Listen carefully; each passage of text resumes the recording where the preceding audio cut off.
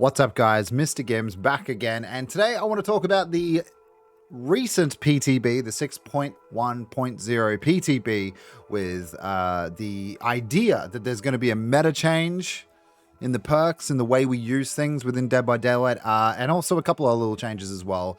I'm going to do a separate video on progression on the prestige system because more light has been shed on it. And I must say that most of the Dead by Daylight community is not too happy with it. So we're going to get into that in a separate video. Today's all going to be about my thoughts, my overall final opinions on the changes coming into Dead by Daylight with the new meta, endurance being key. Let's just break it down very slowly. Just with gameplay alone, generators taking 90 seconds for a single survivor to complete. I don't know. It's a 10 more seconds. And honestly, in the PTB, in the many Swift matches I had, in a Swift, didn't really notice much of that change. I thought 10 seconds was going to be ridiculous, but honestly, it ends up, someone calculated, it was like 2.6 second difference, you know, overall. It's really not massive. So, yeah, really didn't think it was going to, I thought it was going to affect the game a lot more. It didn't, not for me. Solo, definitely, 100% it'll affect them. I didn't get a lot of solo time on this PTB, so not too, yeah, I think obviously it'll work against them. But yeah, Swift, it's fine. You know what you're doing. You work with your friends. You're on comms. You got all the trimmings. You know what's happening. So I just want to mention a couple of the noticeable changes to me. The things that I really give a shit about. Everything else I'm just kind of skip in this video. Everything else I thought was okay if I don't mention it.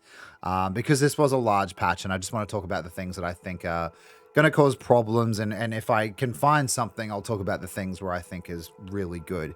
Time to kick a pallet has been reduced by 2.34 seconds. You can definitely notice it. It's a little bit faster, so that's a welcome change. Time to kick a generator as well has been reduced to 1.8 seconds, was 2 seconds. So yeah, slight difference. It's fine. Didn't really, you know what I mean? It's not going to make or break the game, you know, like especially with pop being nerfed, but we'll get into that as well. The first thing I'll mention is barbecue and chili. I still don't have a proper explanation as to why they removed blood points. I mean, they're going to say that there's a 73% reduction in the game's grind, which I'm going to go to the other video, and it's also bullshit, but we'll get to that later on. Corrupt intervention, didn't see the need for the nerf. Now when you down somebody, you know, while corrupt is active, there is a timer as well. We found that out. You lose corrupt intervention. To me, this was just stupid and didn't need a nerf. That's pretty much all I have to say about that. Hex, no one escapes death. Yeah, with the increasing aura of it at the end game after you've gotten your first down with no one escapes death. I think it's pretty good. I think it's a good healthy change towards newer players, so I was okay with that. Hex ruins garbage now. It literally does nothing. There's no point in running it, so good job to the Hex department. Monster Shrine was interesting. The counter did go down really fast with people being on hooks. It's 20% faster, and you definitely do notice it. So I think that's pretty cool. It also sort of promotes not camping, so hooking in the basement and leaving. So that might lead to some fun builds. Fair enough. I thought Scourge Hook Pain Resonance is fine. They've removed the fact that you can tell where people are by screaming on the gen. I think there was a lot of information given with that perk, so I'm totally okay with that thing, you know, not working like that and just giving the, you know, the regression on a chosen gen that's the most progress. So I think it's pretty good. Tinkerer is really badly nerfed. Now it only works once per gen, so I won't be running that anymore as well, so less information for the killer. I'm not saying that it didn't need a nerf, I'm just saying not that much. That was a really hard nerf. So overcharge, now when you kick a gen and you get overcharge applied, it regresses at 400% of the normal speed for the next 30 seconds. So basically patrol the gen, and the gen's pretty much never going to be fully regressed. I think it is really strong, but you're still having to stick by that gen, making sure that no one touches it. It's not enough considering all the other nerfs we've gotten on gen, you know, sort of gen protection. So I'm not too happy with that.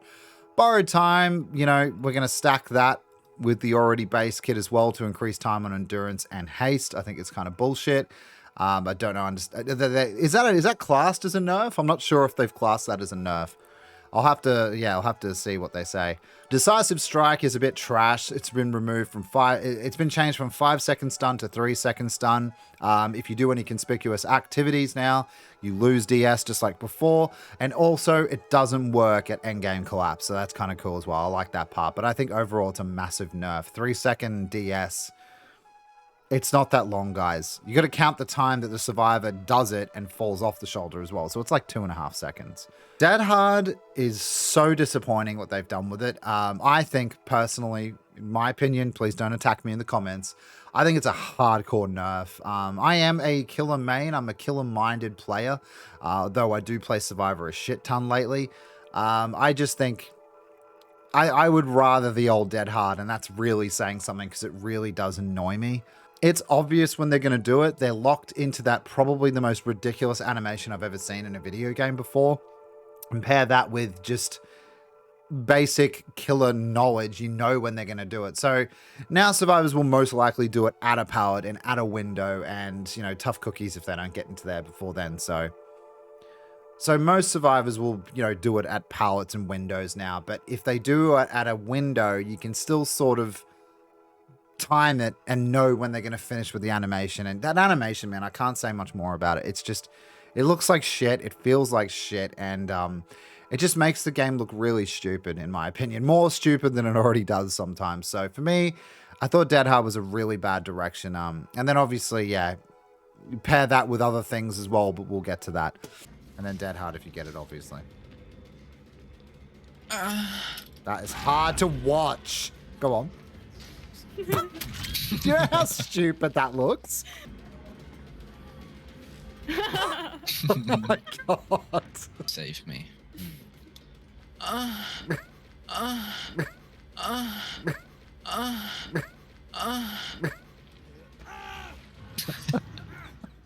Where is it? Off the record. So I must have really overlooked things in reading patch notes earlier, but this was massive. Once you are unhooked or escaped from the hook, off the record activates for 60, 70, 80 seconds, gain the endurance status effect. So basically you have an 80-second borrowed time, and it stacks. People are labeling this the endurance meta, where basically you don't do anything. You can just get hit now and not have to do anything and be able to withstand 3 or 4 hits in a chase. This has dumbed down the game to ridiculous levels, in my opinion. I understand they're always going to cater towards the newer player side, and unfortunately, that is just going to make the game boring for everyone else. Does everyone remember the meme, press E to win for Dead Hard? Well, now you just don't have to do anything. You can just be. I think endurance meta was a horrible choice for behavior to move forward into a new meta. I think you're supposed to be making them do more, have more skillful matches, and now it's just sort of, I mean, this is not going to matter for solo. Solo's still pretty boned. They're going to get their base kit borrowed time. They're going to get that just by being on the hook now. But for Survivor friends, they are obviously going to abuse this. And I know there's a few content creators out there saying that this is good for the game, saying you want to be in a chase constantly. That's what you want. You want them off gens and in a chase. Not always the case. Not always the case, because you'll be in that one chase with that one person. The rest of the gens are going to get done. The stackable endurance meta is going to be hell on earth for this game and for players in general. So no idea why we've done this. No idea why we're stacking things. Do that with Metal and Man, DS, Dead Hard. The Survivor meta has shifted slightly, but not too much, because they just add endurance to a bunch of shit. Like, if you have a look at all of the new perks, they've just added endurance into it, and it's just boring. Why did they do this? Even We're Gonna Live Forever. When healing another survivor in the dying state, your healing speed is increased by 100%. Rescue a survivor by stunning a killer with a pallet, or rescue a survivor by blinding the killer.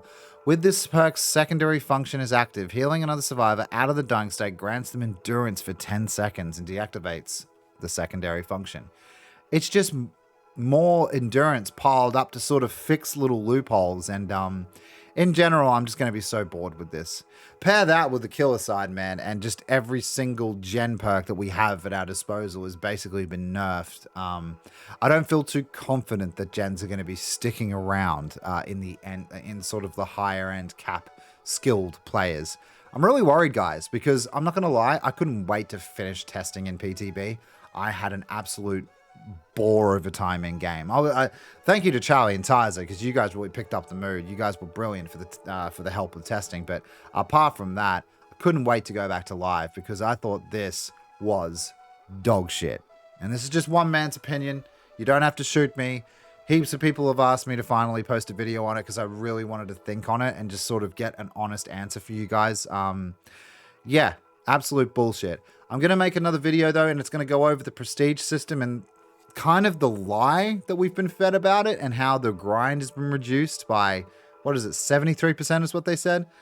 Turns out that's not so true either, but we'll get to that in another video when I have the time, probably tomorrow. But anyway, guys, don't forget to like, share, and subscribe if you enjoyed this video and you want to see more. Thank you so much. It really helps me out. And also consider following me over on Twitch. All the links are in the description below. I stream Tuesday night to Friday night, 7 p.m. onwards. Imagine if every single person from YouTube who subbed to me went and watched me on Twitch. We'd be very successful. Please, guys, if you want to give a streamer a go, give me a go. I promise you, you'll have a good time. We're a good community.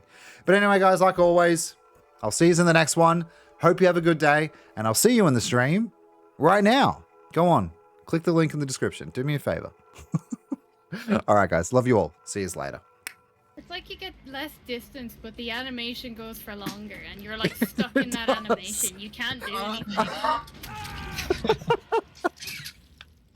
Okay. Oh,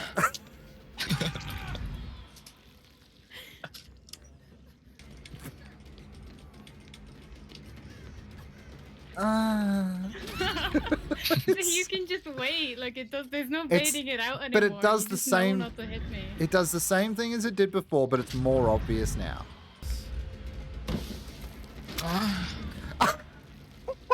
That was actually a good use of it, to be fair. Yeah, go on. I'll just run forward. Nice.